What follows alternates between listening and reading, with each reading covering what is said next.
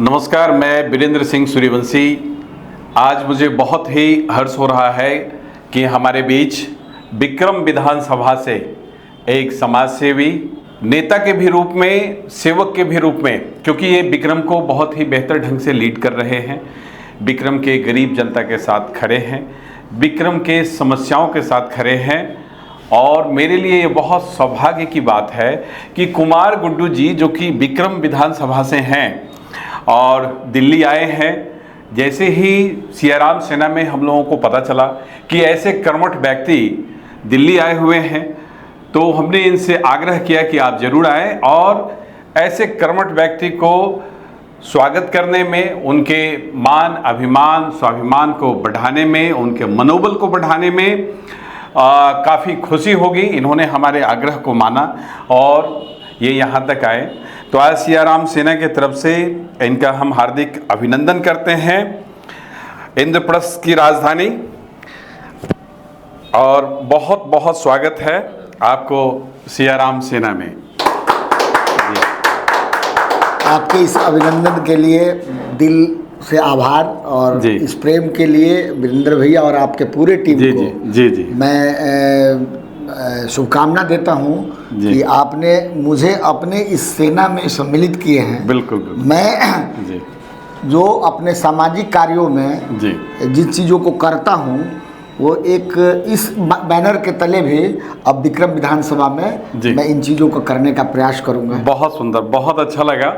देखिए, सियाराम सेना का तो इनका, हमारा जो मुख्य उद्देश्य है, ये राष्ट्र प्रथम की पॉलिसी पर है, नेशन फर्स्ट। और फिर हम सनातन की बात करते हैं।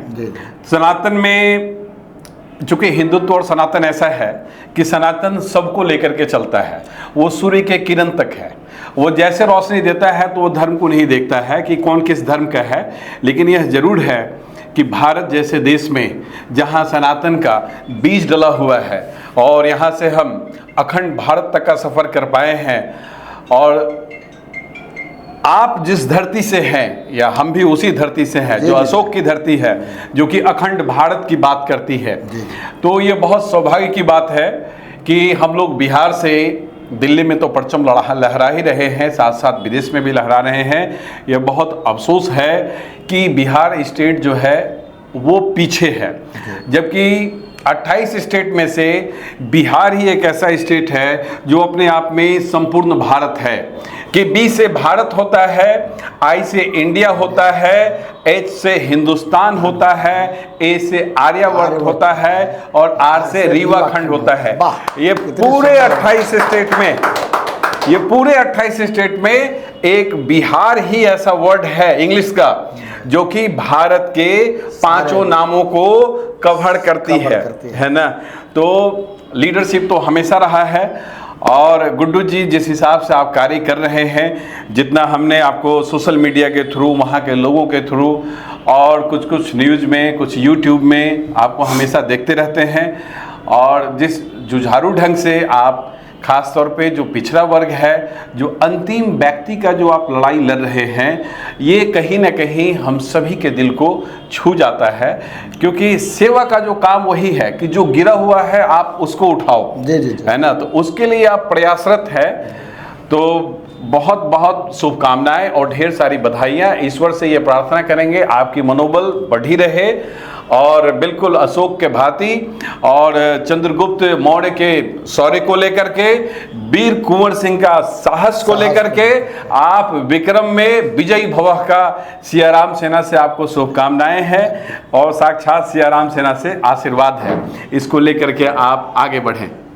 मैं दो बातें कहना चाहता हूँ। राजनीति और समाज सेवा जो है ना, वो एक दूसरे का मतलब पूरक है, एक दूसरे का अनुनाश्रय संबंध है। जी। जब आप समाज के में जाते हैं, अंतिम व्यक्ति से मिलते हैं, उसको राजनैतिक तरीके से पार्टियों ने कैसे कैसे नियम, कायदे और व्यवस्थाएं बनाकर ठगने का काम किया है, उसको आप समझते हैं। तो जिस तरह से आप बीमार पड़ते हैं तो बहुत बढ़िया डॉक्टर्स के पास जाते हैं, आप अपने खुद घर में इलाज नहीं करते हैं।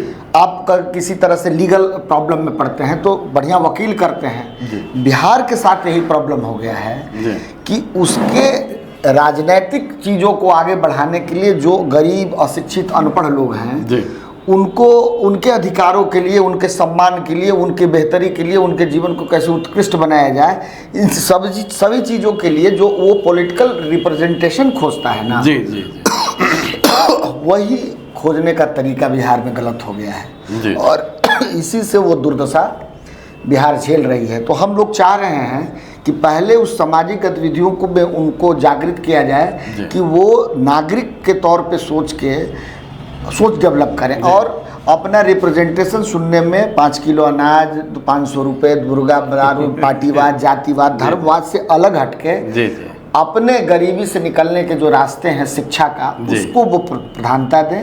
प्रशांत जी का भी यही कहना है कि हर चीज़ बन जाएंगे, रोड भी बन जाएंगे, गली भी बन जाएंगे, सब चीज़ बन जाएंगे, मगर एक पीढ़ी पढ़ी नहीं तो फिर उसको पढ़ाया नहीं जा सकता। तो अब तक 90 के बाद से तो जो पीढ़ियां गड़बड़ा गई है उसको तो फिर नहीं किया जा सकता है, मगर जो आने वाला नेक्स्ट है ना, उसको हम लोग 2026 से ही अपने निकटतम कॉन्वेंट स्कूल में उन सारे बच्चों को एडमिशन कराएंगे। बहुत सुंदर, उनको पढ़ाएंगे, उनकी फीस को देंगे, बहुत सुंदर, बहुत अच्छा कार्य कर रहे हैं। ये सबसे प्रथम मोटो है जी जी। और जो लोग बच गए, जो अब पढ़ाए नहीं जा सकते जी, उनके लिए वहीं पे स्वरोजगार 10-20 हज़ार के जो दिल्ली मुंबई ट्रेनों में कुचा के जाते हैं, एक बहुत बड़ा वर्ग, जी जी, उनको वहीं पे उस तरह का स्वरोजगार करने की व्यवस्था कुछ इंडस्ट्री को लाके, अब एक दिन में तो रातों रात नहीं हो पाएगा, पर एक लंबे अंतराल में उसको बड़ा किया जाएगा योजनाबद्ध तरीके से। तत्काल क्या किया जाएगा कि जो एक सीडी रेशियो है जो आप हम लोग सब जानते हैं जी, बिहार का सीडी रेशियो सबसे भारत में जैसे अन्य चीज़ों में नीचे है ना, उसी तरह से बिहार में सबसे नीचे है। 40% है मात्र बिहार का सीडी रेशियो और भारत का औसत जो है वो 70% है जी। तो पिछला वित्तीय वर्ष 2023-24 में जो हुआ उसमेमें सीडी रेशियो में हम लोग बिहारियों ने 4,35,000 करोड़ रुपया जमा किया जी, और सीडी रेशियो के हिसाब से मुझे 2,65,000 मिलने चाहिए थे जी, मगर हमें प्राप्त हुए 1,65,000। तो हमारा 1 लाख तो शुद्ध मार लिया आप, ठीक है। दूसरा कहाँ मारते हैं से बता देते हैं। अब जो स्टेट आपको डेवलप दिख रहा है वो गुजरात हो, महाराष्ट्र हो, तेलंगाना हो, तमिलनाडु हो, कर्नाटका हो, इन सब स्टेट में सीडी रेशियो 90, 95, 105 तक है जी। मतलब हमारे हक का पैसा वो लोग खा रहा है। तो हमारा माइग्रेशन लेबर के लिए भी है, हमारा माइग्रेशन पढ़ाई के लिए भी है, हमारा माइग्रेशन नौकरी के लिए, सबके लिए है। उसी तरह से मेरा पैसा भी माइग्रेट करके लौट के इन्हीं राज्यों को मिल जा रहा है। तो उस स्तर से अगर जोड़ेंगे तो 1 लाख करोड़ रुपया और मार लिए मेरा, मतलब प्रति ईयर 2 लाख करोड़ रुपया बिहार से बाहर पलायन हो जा रहा है। प्रशांत जी यही कहते हैं कि वो 2 लाख रुपए जब मैं चीफ मिनिस्टर बनूंगा, मतलब भारत सरकार आएगी, उसको रोक लूंगा और जो ग्रामीण स्तर में जो लड़के हैं जो काम करने लायक, जो प्लम्बिंग का काम करते होंगे, जो भी अपना छोटा मोटा स्वरोजगार करते हैं, उसके हाथ में अगर 2-4 लाख रुपए दिया जाए तो वो अपने आप को खड़ा कर सकते हैं। और दूसरे तरफ उनके परिवार के बच्चे की पढ़ाई का खर्चा गवर्नमेंट उठा ले। उनकी महिलाओं के हाथ में सस्ता ऋण हम लोग 4% के इंटरेस्ट पे देते हैं, जो अभी जीविका के नाम पे बिहार सरकार ठग रही है और उनको 18 से 22% इंटरेस्ट लेती है और 10 महिलाओं 15 महिलाओं जुटाने की बात कहते हैं, तो उसमें हम लोग सिंगल लोगों को 1-2 लाख रुपए दे देंगे। तो एक तरह से धीरे धीरे विकास की ओर बढ़ना बिहार शुरू कर देगा। मगर तब होगा जब जिनको बनना है, जिनको दुश्वारी से बाहर निकलना है, वो इस चीज को समझ जाए। यही सबसे टफ और कड़ा काम है, क्योंकि बिहार में जातिवाद की प्रमुखता है एकदम। राजनीति मतलब 90 के बाद जो है ना वो एकदम जातिवाद पे ले जाके छोड़ दिया गया है, क्योंकि नेताओं को भी सुविधा होती है कि वर्कर नहीं बनाए। आपको जानकर हैरत होगी कि आरजेडी ऐसा दल में बिहार में संगठन है ही नहीं ग्रामीण स्तर पर।